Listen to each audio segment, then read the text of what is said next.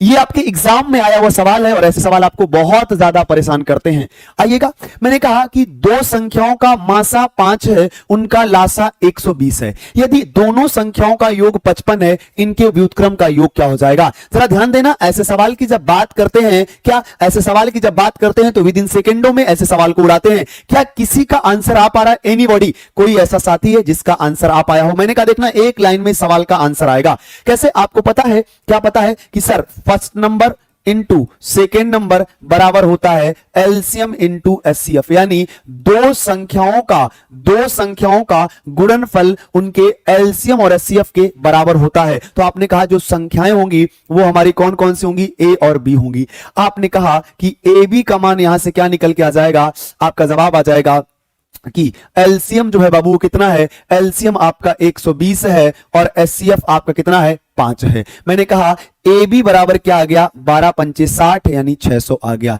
A B बराबर 600 आ गया और दोनों का योग आपको दिया गया है कितना? 55।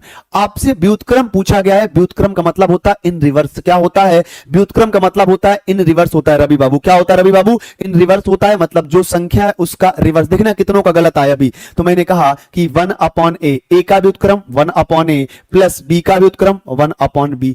ए और बी हमने क्या ले लिया? एलसीएम ले लिया। तो यहां आ जाएगा b प्लस ए बटे ए बी। क्या आ जाएगा? b प्लस ए बटे बी ए बी। आपने कहा a प्लस बी का मान कितना दिया है? आपका जवाब आ जाएगा 55 बटे ए बी कितना दिया है? आपका जवाब आ जाएगा 600। जो इस प्रश्न का सही जवाब है 5 से काटा 11 बार और 5 से काटा 120 बार, यानी इस प्रश्न का जो सही जवाब है C is the right answer of this question. C आपके प्रश्न का बिल्कुल सही जवाब है।